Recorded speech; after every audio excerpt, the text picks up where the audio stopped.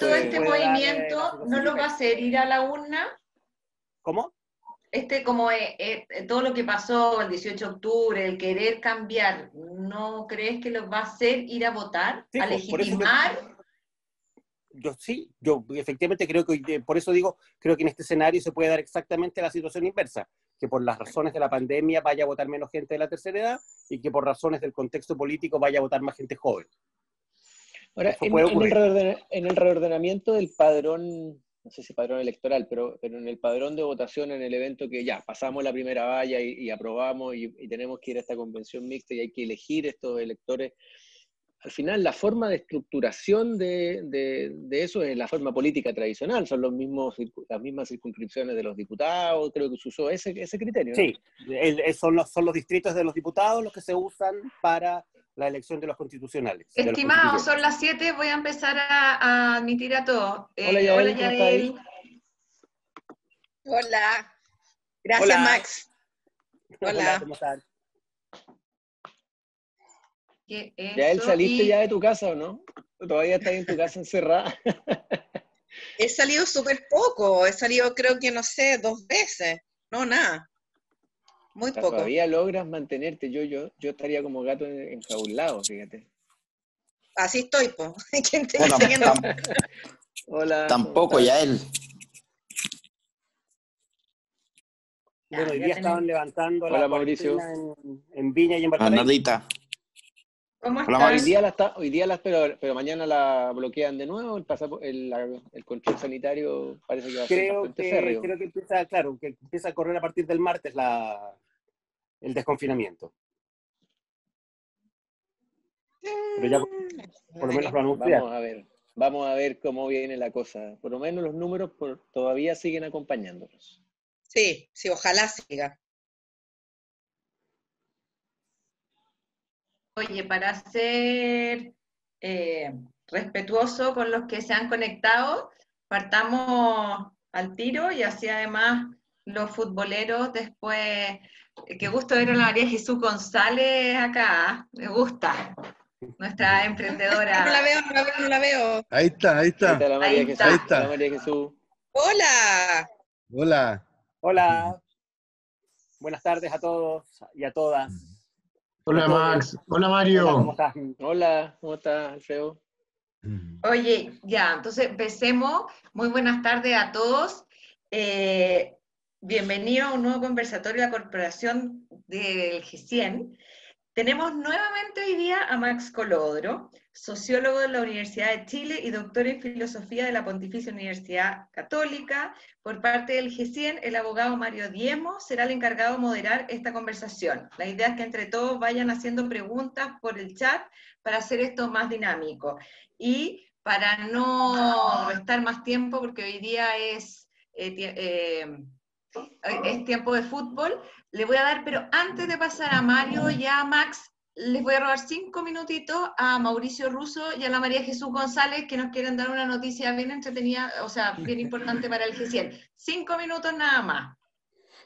Mauricio Russo. Nada nos detiene. Nada nos detiene. Sí, la verdad es que quisimos hacer este paréntesis porque acabamos de terminar un proyecto con María Jesús. Ella partió compitiendo en Nada nos detiene el año pasado y indudablemente ha tenido algunos contratiempos con todo esto de la pandemia. Ella se dedicaba a cubrir suelos, pero en grandes dimensiones, ¿cierto? Para algunos ministerios, algunas constructoras, etcétera, y quedó parada, y sin embargo, ella tuvo la resiliencia de tratar de partir de nuevo, cambió de producto, desarrolló un canal primero en redes sociales, un canal online, y ya está funcionando todo ese sistema con mucho éxito, gracias al empeño de ella, a la convicción y a la ayuda además, y eso es lo que quiero destacar,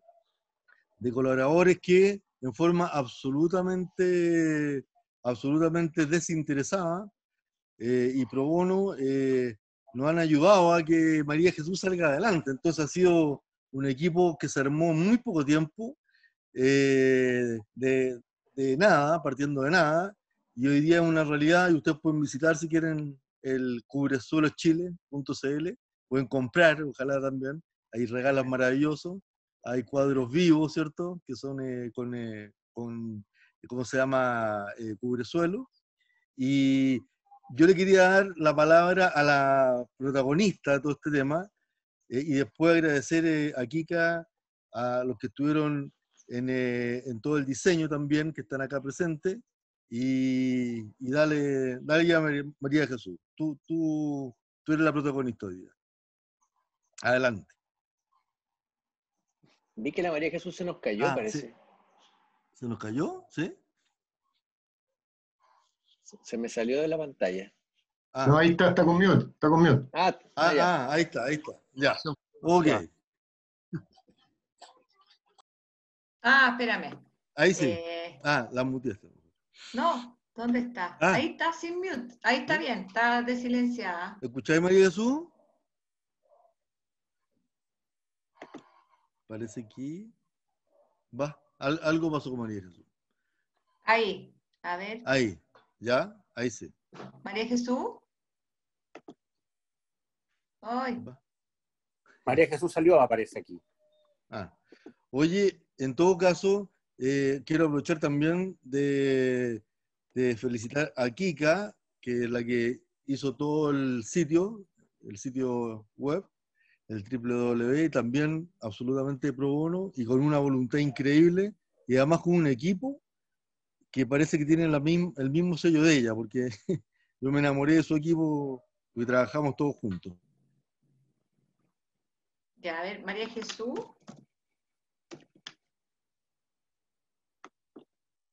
María Jesús, desilénciate. ¿Está silenciada? ¿Me escuchan ahí ahora? Sí, ahí sí. Ya, ahora sí. Ya, ahora sí. Nada, lo que les decía, que primero que todo, las gracias a Mauricio, porque se ha portado increíble. O sea, de hecho, sin él nada hubiese sido posible, porque de verdad que se ha portado un 7, ¿no? Me consiguió dos equipos maravillosos. La Pali con el Sebastián de la Chancha Oreja, que primero nos cambiaron el logo, y después vino todo el equipo de la Kika, que trabajaron en todo lo que es la página web, que quedó increíble, la hicieron con carrito de compra, lo que de verdad que fue como una revelación para nosotros, porque increíble como en poquitos días, porque la subimos el jueves en la tarde, ha sido todo un éxito entre nuestros clientes, y nada, nos ha ido súper, súper, súper bien. Entonces, nada, agradecerles, porque de verdad que nada, pues, o sea, es que no tengo más palabras que puro agradecer, porque igual uno sabe que esta gente trabaja gratis, en el fondo lo hace de corazón, de buena onda, y ponen todo su profesionalismo. O sea, la página web de verdad que quedó increíble, el logo también, nada, puro darle las gracias, y estoy súper feliz, porque de verdad que le han dado como un nuevo impulso a mi negocio, que está bien alicaído con el tema de la pandemia. Así que nos había ido como bastante mal en realidad, y con esto de verdad que hemos repuntado harto.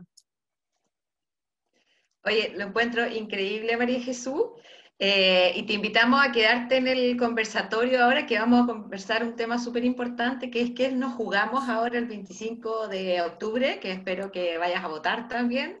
Cualquier opción es válida, pero tenemos que presentarnos en las urnas. Así que ahora te invito a quedarte. Dame 30 segundos para subirme por el chorro. Mauro, 1, 2, 3. Mauro, María José, muchas gracias, porque estos son los proyectos que el G100 llevan en el ADN y que de repente no visualizamos como deberíamos. Los encuentros de ahora son valiosos, pero el corazón es esto. El tener un programa es valioso, pero el corazón es esto. Así que, Mauricio, infinitas gracias por devolvernos el ADN a lo que somos. Te pasaste, muchas gracias. Muchas gracias. Sí, Mauricio se portó un 7. Por dejarte ayudar, muchas gracias. Tenemos gracias a usted. Y necesitamos que alguien quiera salir al encuentro para encontrarnos. Así que muchas gracias. Gracias.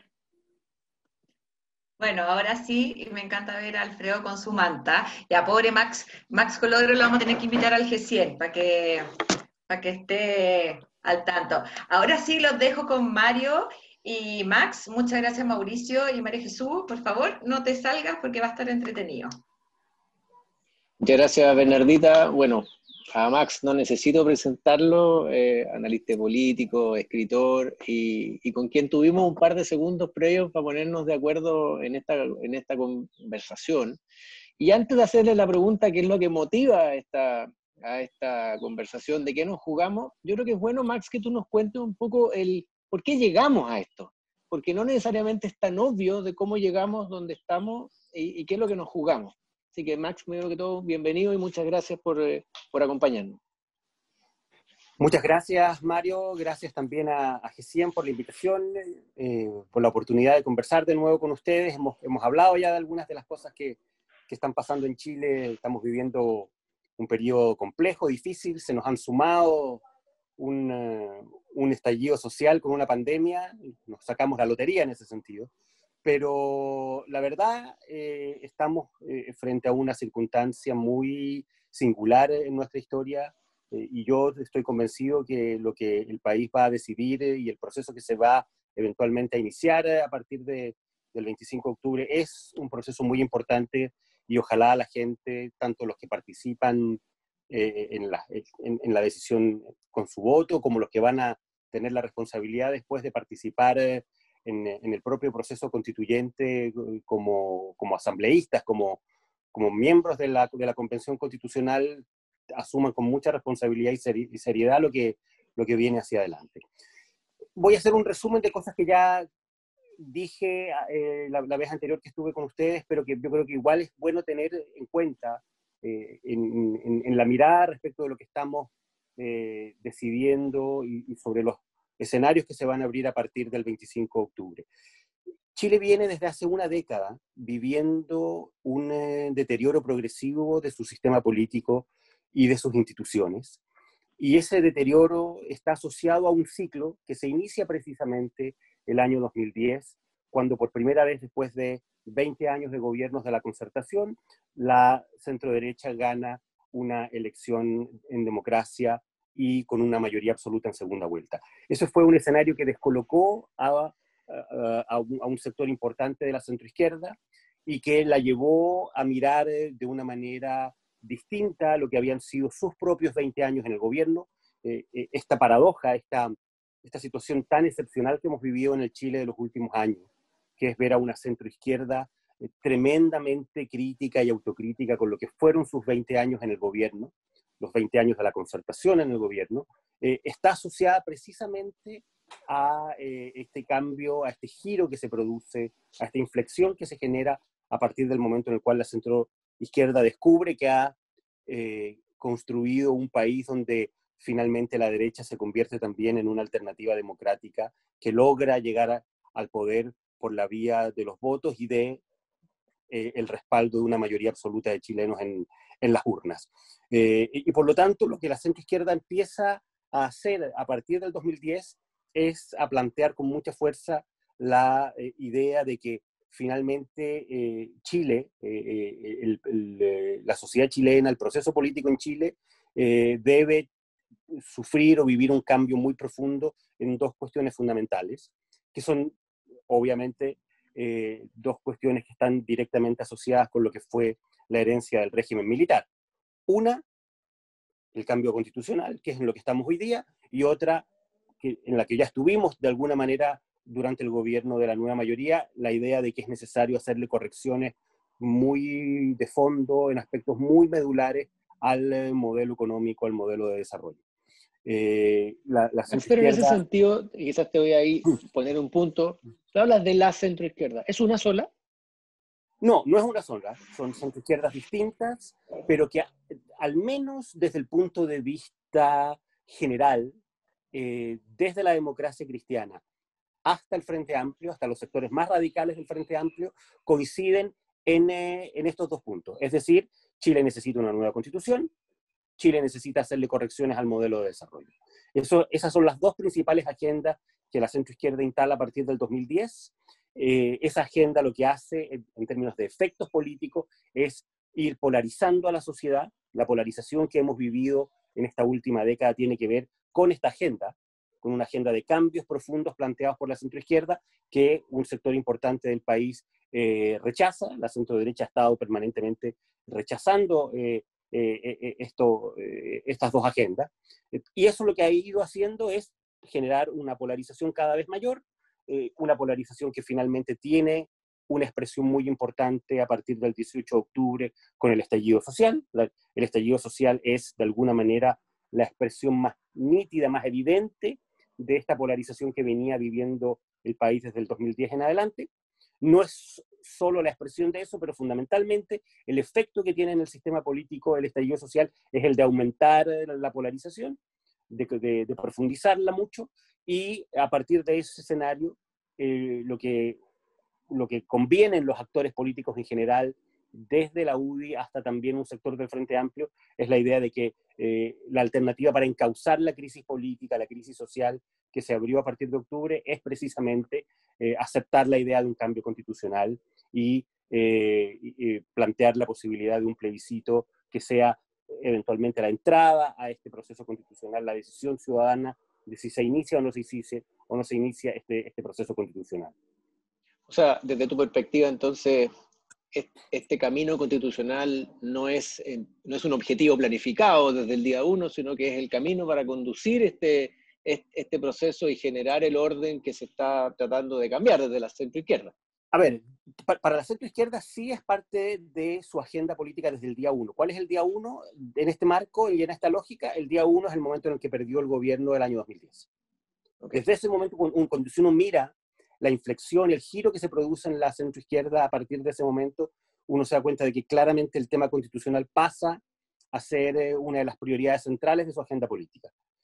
Lo que no estaba calculado, lo que no estaba efectivamente en las expectativas de nadie, es que primero tuviéramos un estallido social de la envergadura de lo que hemos vivido en Chile a partir de octubre del año pasado. Eso sí que fue sorpresivo, inesperado, ha llevado a muchísimas reflexiones y a muchísimo análisis tratando de indagar sus causas, por qué se produjo y además por qué se produjo en este momento.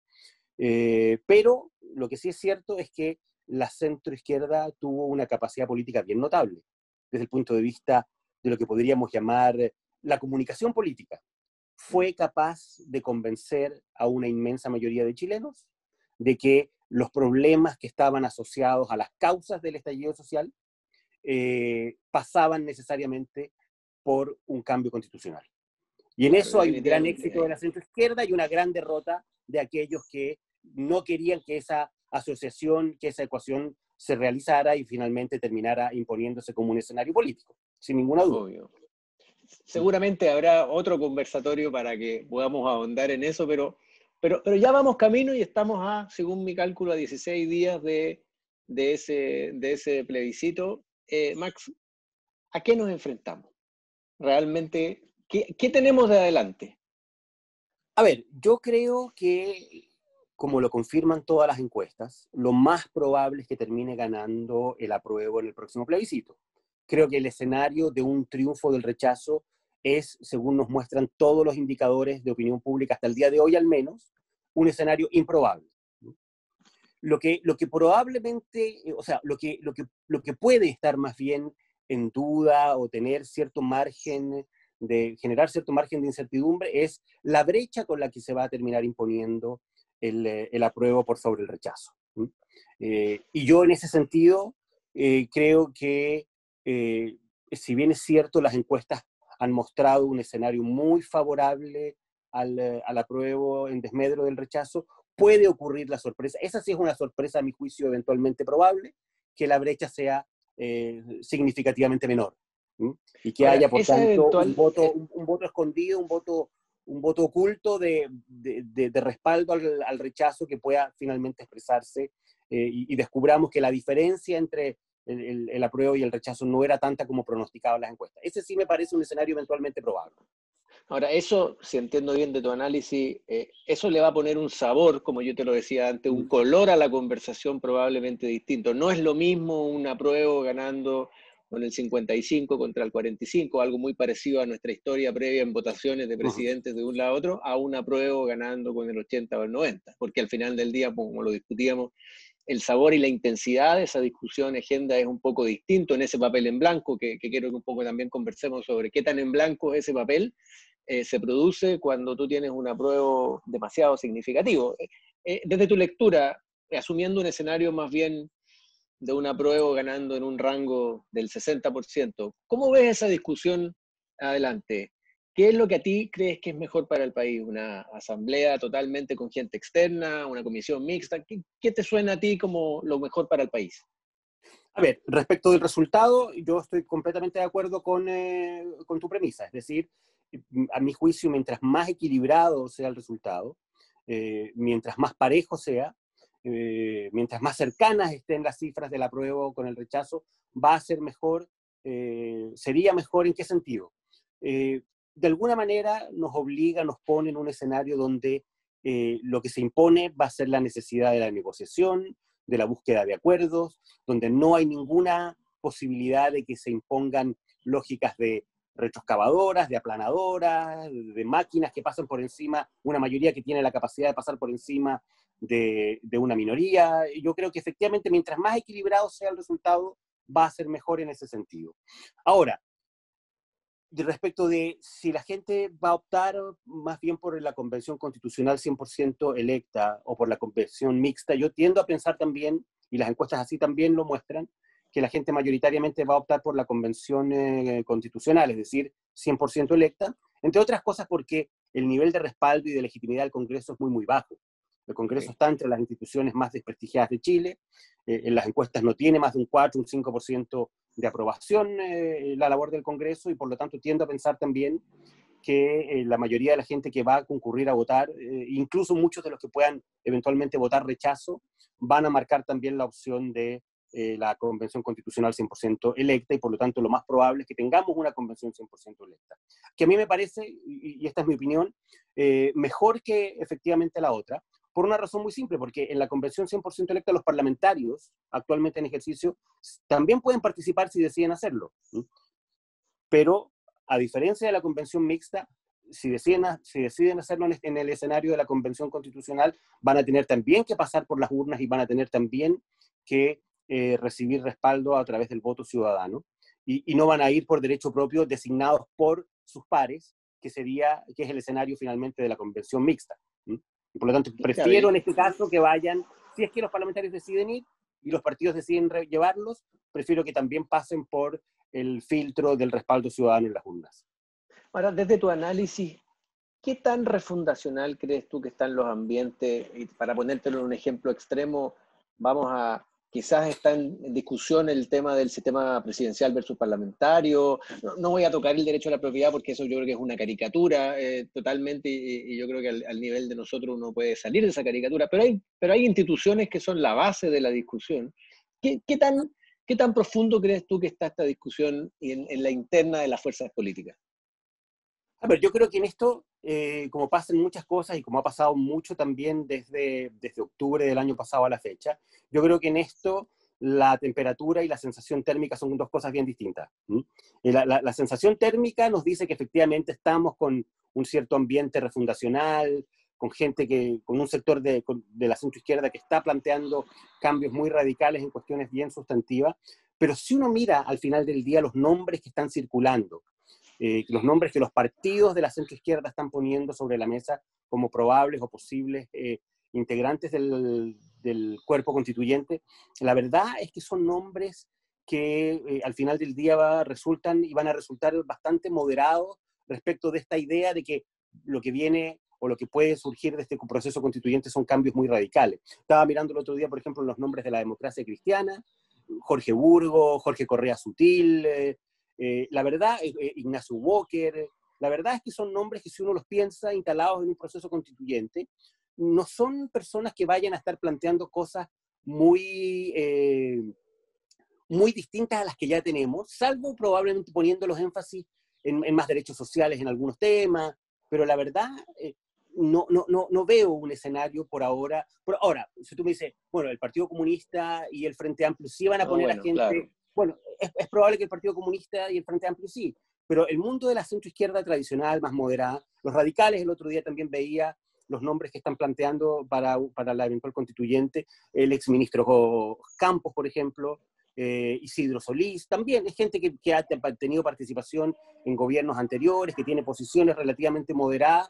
En eso, la verdad, creo que la centroizquierda se va a notar la heterogeneidad de la centroizquierda con todavía más fuerza el día en que haya que escoger a los constituyentes. Hoy día el apruebo los unifica, de alguna manera borra, los homogeneiza, borra estas diferencias, pero en el momento de escoger a los constituyentes se van a notar esas diferencias y sobre todo se va a notar una cuestión muy importante.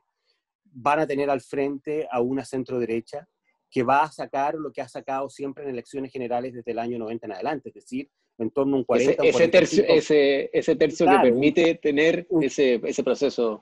¿Y qué va a ser más de un tercio? La derecha en general, esta elección va a reproducir los distritos de la elección de diputados, y en las elecciones generales de diputados, que son las que de alguna manera se usan para mirar la votación en particular de cada una de las fuerzas políticas, la derecha en general ha tenido entre 40 y 42% en promedio en los últimos 30 años en esas elecciones, y por lo tanto es lo más probable es que la derecha esté en torno al 40 o incluso sobre el 40 en la elección de constituyente, y eso va a, de alguna manera, a enfriar los ánimos refundacionales, los delirios refundacionales, por decirlo de algún modo. Oye, Max, y en esa lógica, y haciendo un poquito de política ficción, ¿tú te imaginas una constitución al estilo americano, 7 artículos? ¿O te imaginas una constitución chilena tradicional con 256 artículos? ¿Qué te dice tu sensación de a dónde nos vamos a parar en esta discusión? Mira, yo tiendo a pensar que vamos a tener una constitución no muy distinta a la que nos dejó como proyecto el gobierno de Michelle Bachelet. Eso yo creo que para la gente que está interesada en mirar un poco y proyectar lo que puede ser un escenario probable, si uno revisa el proyecto que dejó presentado Michelle Bachelet antes de dejar el gobierno el año 2018, que fue una constitución hecha básicamente en función de participación ciudadana. No nos olvidemos que participaron 200.000 personas aproximadamente en ese proceso constituyente a través de los cabildos autoconvocados, y finalmente la sistematización de ese contenido la hicieron juristas del mundo de la nueva mayoría, de centroizquierda, incluso del Partido Comunista, y dejaron planteado un proyecto constitucional que, si uno lo compara con la Constitución de hoy día, no es tan distinta en las cuestiones fundamentales. Entonces, yo creo que ese es un buen parámetro respecto de lo que viene y de lo que probablemente va a resultar en una discusión que además va a tener, como digo, de contraparte a una centro-derecha muy, muy poderosa, que saca muy buenos resultados en elecciones generales, y que también va a tener una capacidad bien importante de imponer ciertos términos, de ser incidente al menos en cuestiones bien de fondo. ¿Cómo miras? Estoy con un problema del audio. Ahí sí ya. ¿Cómo miras tú este proceso dual entre esta discusión constituyente por un lado y el gobierno que tiene que seguir gobernando y administrando el país en el minuto? ¿Cómo ves esa dualidad de trabajo? A ver, yo creo que el gobierno tiene un compromiso constitucional, tiene que hacer la pega. El escenario, como decía, se nos dio esta circunstancia lamentable, trágica en algún sentido, de que vamos a iniciar un proceso constituyente, con una probabilidad muy alta, vamos a iniciar un proceso constituyente a partir de abril del próximo año, teniendo que vivir las consecuencias de una pandemia, particularmente en el mundo, en el ámbito social y en el ámbito económico. Y por lo tanto, el escenario va a ser un escenario difícil.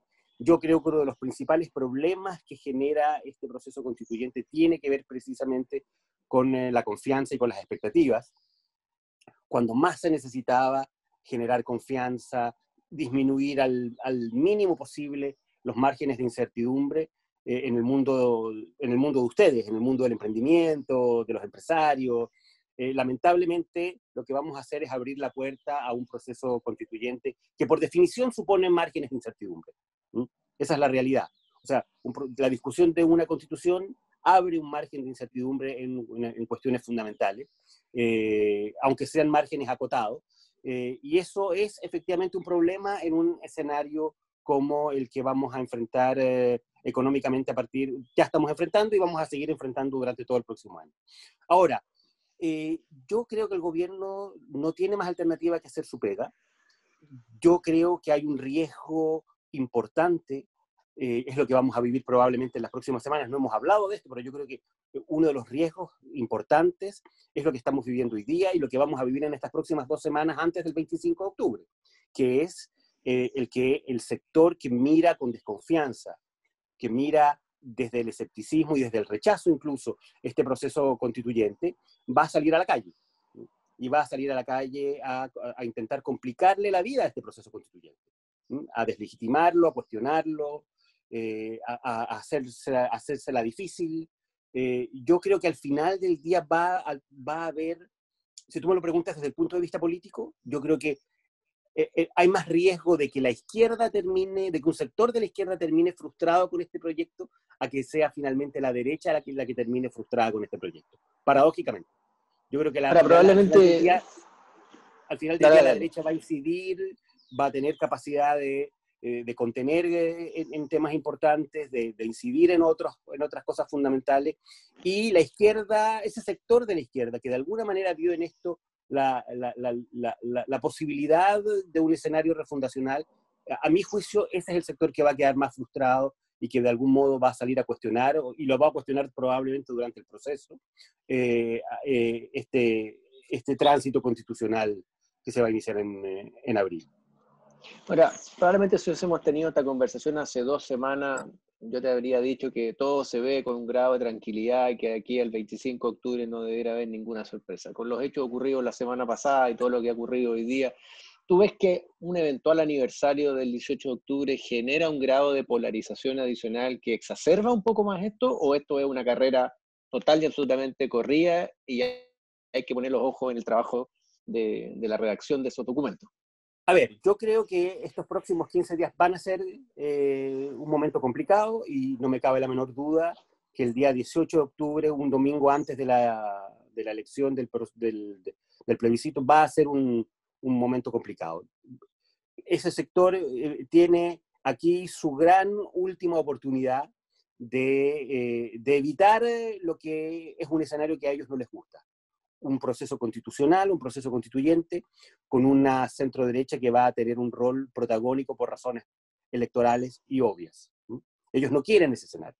A ellos les gustaría un proceso constituyente que surgiera desde el mundo de la base social, desde una base social que ellos controlan, y donde la derecha finalmente no tendría o no podría tener ninguna capacidad de incidencia. Y ese escenario no se dio. El escenario que se está dando hoy día es un escenario distinto.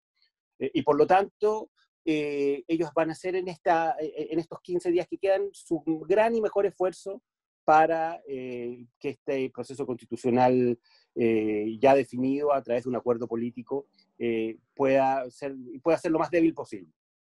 Ahora, yo creo que eventualmente la sorpresa que nos puede dar, si es que la cosa se complica mucho de aquí al 25, es que el margen de victoria de la prueba sea todavía más estrecho del que eventualmente podría haber sido sin un periodo complicado de aquí al 25 de octubre. Que logre que un escenario de violencia extrema, parecido al que vivimos precisamente a partir del 18 de octubre pasado, pudiera dar vuelta a las cosas y hacer ganar el rechazo, yo todavía al menos lo veo poco probable. Yo creo que hoy día, y en esto me pongo a resguardo por razones obvias, hoy día uno no puede descartar nada en un Chile como el que hemos vivido en el último año. Pero todavía me parece poco probable que incluso un escenario de violencia muy complejo logre dar vuelta el resultado. Pero sí creo que es probable que pueda aumentar, o más bien, aumentar las tasas de rechazo y por lo tanto disminuir fuertemente la brecha entre el apruebo y el rechazo. Eso creo que puede ocurrir. Ahora, pensando en esa constitución de más derechos que conversamos, ¿cuáles crees tú que van a ser los pilares fundamentales del cambio? ¿Dónde vamos a poder plasmar y ver el cambio entre la constitución vigente hoy día y esa constitución deseada en el sistema económico? ¿Dónde lo ves tú? A ver, yo creo que la clave de esta discusión constitucional tiene que ver con lo que es la columna vertebral de nuestro sistema económico, que es el Estado subsidiario. Y por lo tanto, para decirlo en simple, yo creo que el objetivo central de la izquierda, del Frente Amplio, del Partido Comunista, de un sector importante del Partido Socialista y del PPD, apunta precisamente a disminuir al máximo posible el espacio del mercado en la provisión de bienes públicos asociados a educación, salud y previsión. Ese es el objetivo central. Tú ves el foco ahí en volver a un Estado más intervencionista, no sé si la palabra es correcta, pero un Estado mucho más influyente en esas materias fundamentales que un Estado más espectador. Exactamente. O sea, que el mercado tenga un rol y el sector privado, por razones obvias, tenga un rol el menor posible en la provisión de bienes que están asociados a la educación, a la salud y en el sistema previsional. Y en ese sentido, claro, si sigue habiendo capitalización, lo más probable es que siga habiendo capitalización individual, pero obviamente vamos a tener la posibilidad de que esa capitalización individual la administre un ente estatal, una especie de AFP pública estatal, que compita con el sector privado y ojalá pueda ofrecer mejores condiciones y ojalá pudiera ofrecer mejores rentabilidades para que la gente optara libremente por irse a una administración estatal de esa capitalización individual.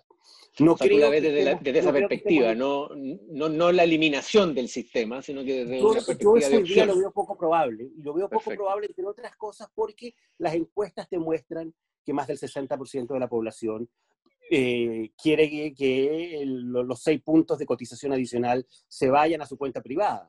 Y la gente, si alguien tenía dudas de que esa plata era suya, después del acceso al 10%, esa duda se disipó. La gente ahora tiene claro que esa plata es suya, y por lo tanto, hoy día yo creo que se va a reforzar más bien la idea de que yo quiero que la plata adicional que se va a agregar por la vía de las cotizaciones vaya a mi cuenta individual, y eso te lo están mostrando ya hoy día las encuestas. Por lo tanto, creo que es poco el margen que hay ahí para pensar, por ejemplo, en la idea de volver a un sistema de reparto donde no haya capitalización ni aporte individual. Perfecto. Alfredo creo que tenía una pregunta, no sé, Bernardita, cómo... ¿Dónde está? ¿Que se desilencie solo Alfredo Gre o Alfredo Cepeda? Alfredo Cepeda. Cepeda. No, Max, te agradezco un montón tus comentarios y lo encuentro una valentía increíble hacer pronósticos con el país que tenemos. Por eso trato de ser lo más prudente posible. Sí, claro. Y aprovechando la frase que dijiste que cierto porcentaje de la población quiere tales cosas, no sé si es pregunta o comentario, disculpen, pero hoy día veía una encuesta de hace 11 años que mostraba que los problemas en Chile existían y esos números nadie nunca los vio.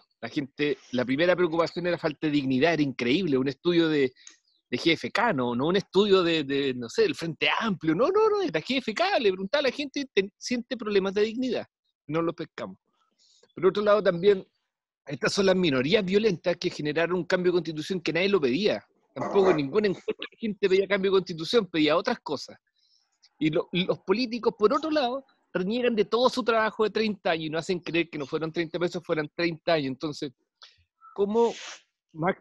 Escucha, te estoy pidiendo lo imposible. Dan una luz de esperanza para pensar que hay cordura y madurez política y madurez en el diálogo, porque el diálogo que nos falta es... Yo veo que la palabra que podría ocupar es madurez política, hacerse responsable, defender valores.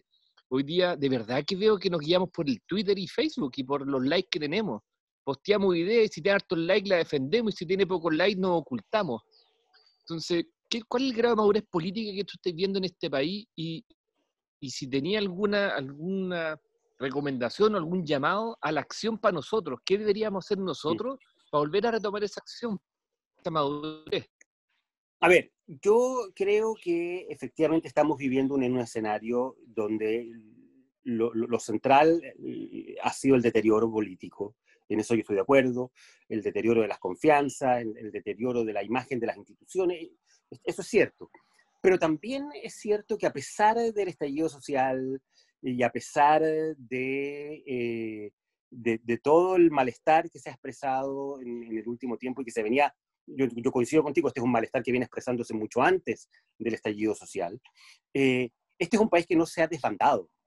Este es un país que en términos de políticas públicas lo sigue haciendo razonablemente bien dentro de un contexto muy complicado y dentro de un contexto donde, como decíamos, además de a la crisis política, social, institucional que estaba viviendo el país y que se expresó con fuerza a partir de octubre pasado, le tuvimos que agregar esta pandemia que fue realmente una cuestión cataclísmica desde el punto de vista de los efectos. Y aún así creo que el país ha logrado mantener una política económica razonablemente bien, con un ministro de Hacienda que toma decisiones razonables, uno ve un proyecto de presupuesto que al final peleas más, peleas menos, va a haber ley de presupuesto en Chile, y va a ser un presupuesto relativamente razonable en el contexto de las dificultades que estamos viviendo hoy día.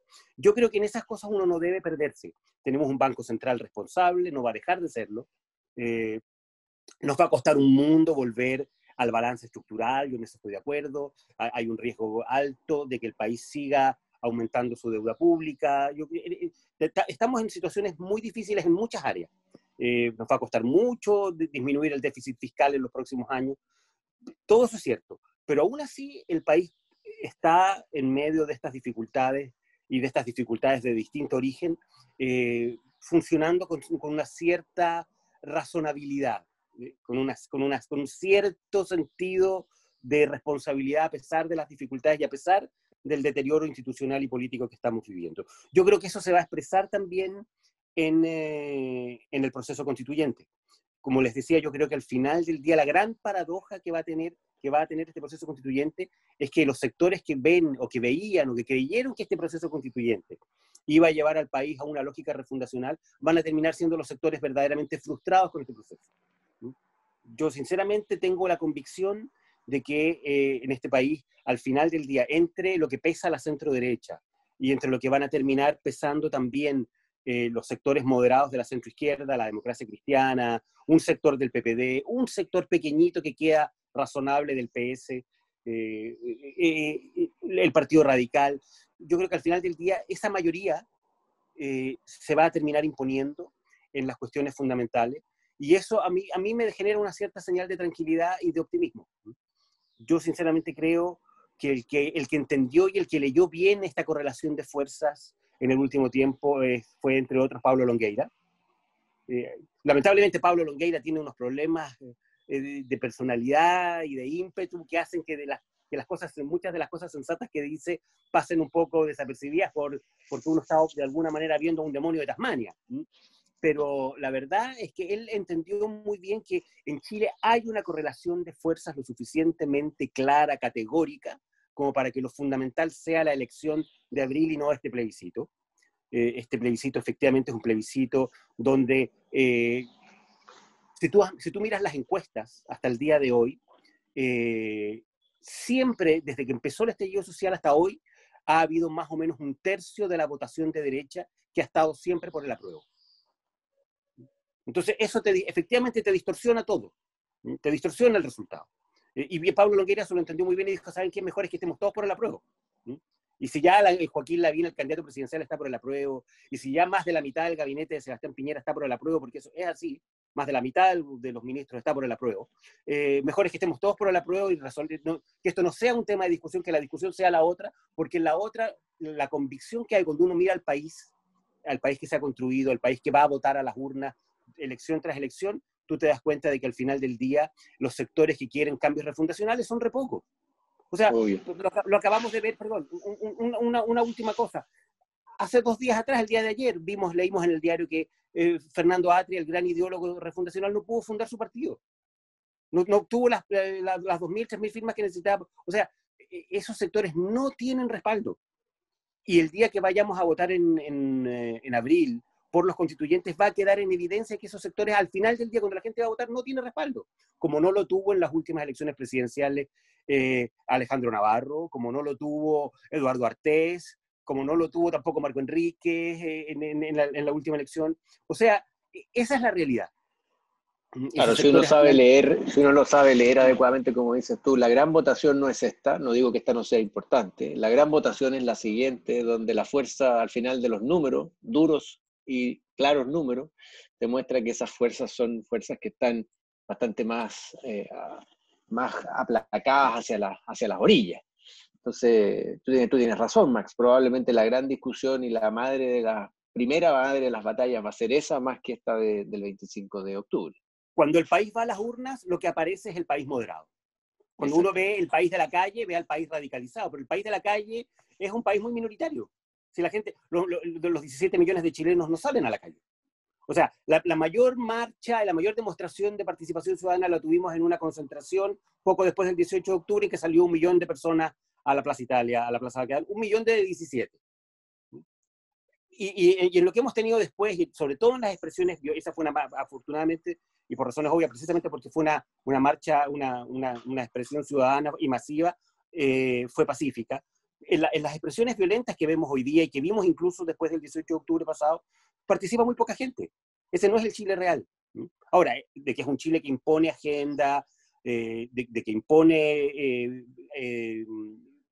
debates y polémicas a través sobre todo de las redes sociales, eso es cierto, pero cuando va a votar la gente a las urnas, yo sinceramente creo que vamos a descubrir que este país no ha cambiado tanto, que no ha cambiado fundamentalmente entre octubre y hoy día, y esa es la razón por la cual, a pesar de, podemos terminar viviendo con alta probabilidad una paradoja histórica. Después de un estallido social en que un sector del país nos convenció de que la gente estaba enojada con el modelo y con el neoliberalismo, el próximo año el país tiene una probabilidad muy alta de terminar escogiendo un candidato presidencial de la UDI que votó por el sí y que es del Opus Dei. O sea, bueno, yo creo que eso, Max, es el corolario del paradigma habitual nuestro en el que nos vamos de un extremo a otro, donde un día llueve y al día siguiente no. Pero yo creo que tienes razón. Yo creo que el panorama político nos muestra este variopinto.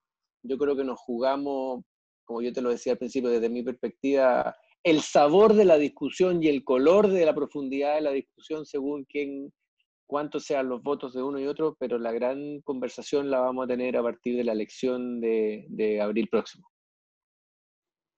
Y lo bueno que tiene, es un desafío, porque efectivamente es un desafío grande desde todo punto de vista, pero el hecho de que el próximo año tengamos 8 elecciones, quiere decir de que las decisiones fundamentales las van a tomar los chilenos en las urnas. Y cuando los chilenos toman decisiones en las urnas, uno lo que puede contrastar desde el año 88 en adelante, desde el plebiscito del 88 en adelante, es que los chilenos han tomado en general decisiones moderadas, de centro, que tienden al final a buscar y a expresar ciertos equilibrios.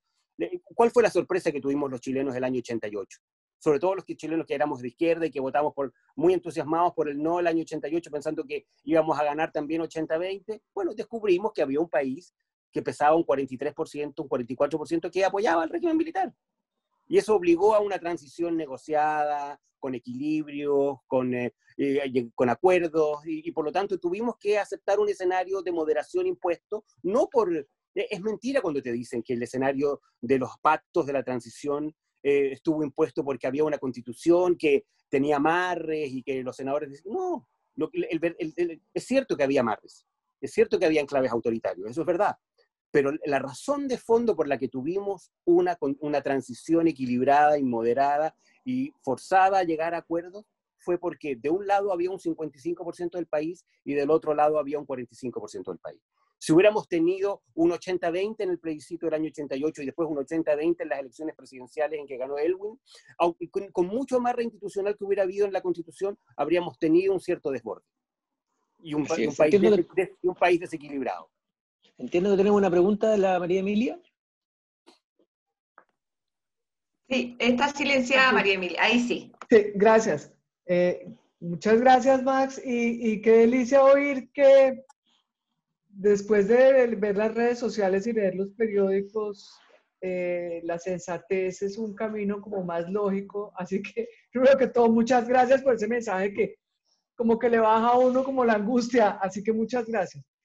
Mi pregunta tiene más bien es que ver cómo ves tú a Chile en el contexto internacional, porque obviamente todos estos, pues el estallido del 18 tiene obviamente muchas explicaciones locales, pero también hace parte de un movimiento internacional que estamos viendo en el mundo entero. Y muchas cosas que están pasando en Chile, yo creo que no nos podemos olvidar que Chile hace parte de América Latina en primer lugar, pero obviamente hace parte del planeta entero, ¿cierto? Entonces, ¿cómo ves tú esa situación internacional y la relación de Chile o sobre todo el cómo se ve Chile en ese contexto internacional? A ver, voy a tratar de ser lo más resumido posible. Efectivamente, estamos viviendo un contexto en el mundo, particularmente en las sociedades occidentales, donde los sistemas políticos están en crisis.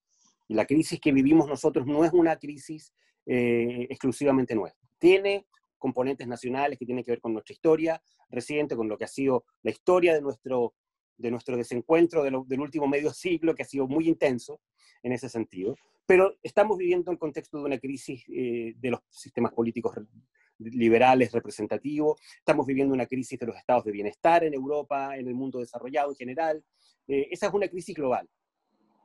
Yo creo que si uno mira el escenario hoy día, tiendo a pensar que los países que tienen grados importantes de acuerdo en cuestiones fundamentales son países que van a salir mejor y más rápido de esta crisis.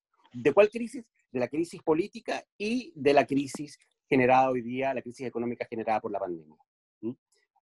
Creo que los países que tienen menos grados de polarización son países que van a lograr al final salir mejor y más rápido de la crisis. Estados Unidos es probablemente la gran interrogante porque es un país desarrollado, donde se ha vivido paradójicamente un proceso de polarización muy agudo en el último tiempo. Pero yo tiendo a pensar que el factor de polarización principal en Estados Unidos no son cuestiones tan de fondo, no son cuestiones que tengan que ver ni con la Constitución, ni con el modelo de desarrollo, sino que más bien tienen que ver con un estilo de liderazgo político que es el de Donald Trump. Si gana Joe Biden, que es lo que las encuestas están pronosticando, me baso solamente en el pronóstico de las encuestas, creo que un liderazgo distinto al de Donald Trump va a disminuir rápidamente los grados de polarización que se viven en Estados Unidos, entre otras cosas porque ellos también van a tener que enfrentar una crisis económica muy profunda, y los norteamericanos han mostrado que son una sociedad muy resiliente para resolver ese tipo de crisis. Entonces, creo que al final los países desarrollados, los países de Europa Occidental, van a ser países que van a salir relativamente mejor y más rápido de la crisis, a pesar de que la crisis los está golpeando muy fuertemente también. A América Latina la veo mucho más complicada. A América Latina la veo más complicada porque tiene una situación política más compleja, más polarizada en general, en Argentina, en Brasil, en Chile. Los países que tienen menos grados de polarización probablemente van a salir también un poquito mejor. Colombia es uno de ellos, México es otro, Perú también, a pesar de las tensiones que tiene el sistema político peruano, es una sociedad menos polarizada que la peruana, que la chilena o que la argentina, por ejemplo. Yo creo que al final la clave de la superación del momento difícil que está viviendo la humanidad, tanto desde el punto de vista económico como desde el punto de vista de la crisis de los sistemas políticos, es, y aquí lo conecto con lo que se me planteaba también respecto de qué es lo que pueden hacer los actores sociales, el mundo gremial, respecto de esta realidad, es la búsqueda de acuerdos. O sea, yo creo que hoy día la gran tarea que tenemos que hacer es plantear y no dejar de predicar en el desierto por muy desesperanzados que estemos en algunos momentos y en algunas circunstancias, respecto de lo importante que son los acuerdos, lo importante que son los consensos, las políticas de largo plazo, que tienen apoyo transversal, que logran generarse en función de una discusión seria, responsable. Yo creo que ese es el gran desafío de los países, y los países que están hoy día en mejores condiciones y que tienen mayor grado de acuerdo son países que están mostrando que tienen hoy día una capacidad de sortear esta crisis mejor, y si uno los mira hacia atrás, son países que venían haciendo la pega que había que hacer en función de lo que son los desafíos del siglo XXI. Invertir en ciencia y tecnología, ponerle mucho énfasis al desarrollo tecnológico, a la robotización, a la automatización, a ese tipo de desafíos. Y yo creo que los países que están de alguna manera en la lógica de mayor grado de polarización, de mayores grados de polarización, son países que en general tienen más dificultades para hacer esa pega. Y por lo tanto, a mi juicio, el gran mensaje que uno debe tratar de transmitir es el valor y la importancia de los acuerdos, y de que al final del día los países que logran establecer consensos mínimos, y en eso paradójicamente este proceso constituyente es una oportunidad también de eso. O sea, nosotros tenemos y venimos con un arrastre de muchas décadas de desacuerdos en cuestiones fundamentales. Bueno, este proceso constituyente también es la oportunidad de ponernos de acuerdo en cosas en que no nos habíamos logrado poner de acuerdo. Y eventualmente ese puede ser el gran resultado virtuoso de este proceso, más allá de la incertidumbre y de más allá de los miedos y de las inseguridades que provoca. Max, muchas gracias. Yael, yo creo que tenía la última pregunta antes de cumplir el compromiso para que los futboleros puedan ir a ver el partido. La Yael está por ahí. Ya, vamos a tratar de hacerla cortita entonces, me quedó claro. No, perdone. Para acompañar. Sí, no, súper cortito. Yo todavía no entiendo cómo un grupo tan chico, si este es un país más bien de consenso y de centro, logró imponer un cambio constitucional que originalmente nadie estaba pidiendo, que ni siquiera estaba sobre el tapete. ¿Qué va a pasar el día que se cambie esa constitución y que no resuelva lo que estaba sobre el tapete o lo que son las grandes demandas, porque no está en la constitución? Y lo que te quería preguntar, eso muy cortito, y lo otro, ¿qué opinión tienes respecto a que el narcotráfico sea quien está detrás de todo esto? Que yo lo he escuchado mucho. A ver, respecto de lo primero, yo insisto en que aquí ha habido un acierto político y comunicacional muy potente de la izquierda, y sobre todo de la izquierda más radical, en imponer una agenda constitucional para resolver cosas que no tienen que ver con una agenda constitucional. Eso, y en eso yo creo que efectivamente, así como hay un acierto en el mundo de la centroizquierda, hay un desacierto y un fracaso en todos aquellos que de alguna manera debimos, y me incluyo, haber hecho un esfuerzo por convencer al país de que los problemas que el país tiene, que en algunos ámbitos son muy graves, problemas de segregación, de desigualdad, de injusticia, de precarización del trabajo, etcétera, no pasaban por un cambio constitucional. Esa pega fue una pega que lamentablemente no se hizo, y por lo tanto lo que es bueno ahora es empezar a hacerla con tiempo, es decir, hacer un esfuerzo de pedagogía política de los sectores que están comprometidos con eso, tanto desde el mundo de los actores políticos como desde el punto de vista de los actores sociales y gremiales, respecto de que la manera de enfrentar los problemas que tenemos no pasa necesariamente por un cambio constitucional, y que por lo tanto vamos a poder resolver algunas cosas por la vía del cambio constitucional, si es que finalmente nos embarcamos en eso, pero no van a ser estos problemas. No van a ser los problemas de la mala calidad en la atención en la salud pública, los problemas que hay en los consultorios, los hospitales no se van a resolver con un cambio constitucional. Las malas pensiones, el promedio de bajas pensiones que hay en Chile no se va a resolver con un cambio constitucional. Entonces hay un trabajo que hacer ahí de decirle a los chilenos, mira, tratemos de resolver el problema correcto, de abordarlo y de resolverlo de manera correcta, es decir, pongámonos de acuerdo en cuáles son las políticas públicas que permiten mejorar la salud, que permiten mejorar las pensiones, que permiten mejorar la calidad de la educación. Y en eso creo que hay efectivamente un desafío muy grande que hacer hacia adelante.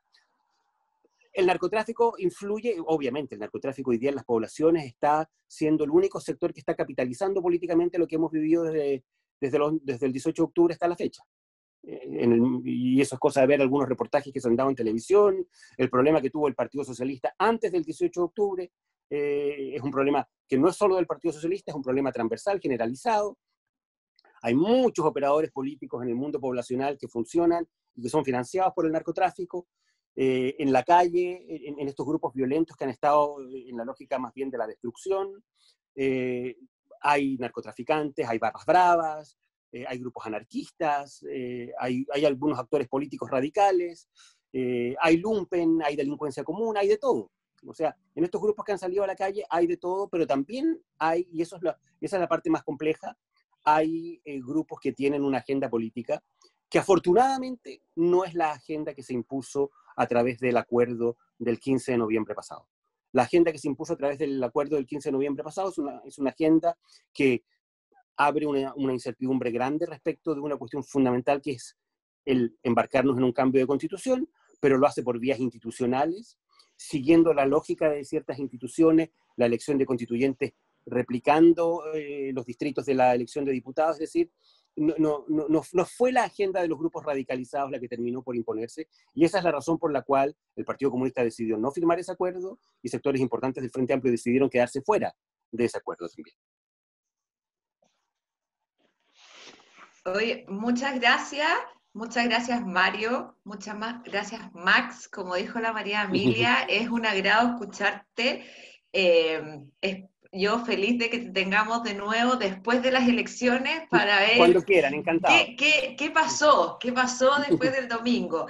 Sin partido de fútbol, pero igual acá tenemos varios que nos han acompañado hasta ahora. Así que solo agradecerle a todos los que participaron, que se conectaron y que preguntaron, y los esperamos en un próximo conversatorio. Así que muchas Muchas gracias. gracias a todos, Max, ustedes muchas por gracias. la invitación, mucha suerte, ánimo. Chao, Muchas Max. gracias. Que les Muchas vaya muy gracias, bien. mucha suerte. Gracias, Cuídate, Mario. Max. Chao a todos, gracias. Cuídense. Gracias, Max. Muy Chao, bien. Bernardita. Gracias. Gracias. Mario. Chao, chao. Chao, Berni. Chao, Yael. Chao, Alfredo. Chao. Chao, Mario. Gracias a Gracias. todos por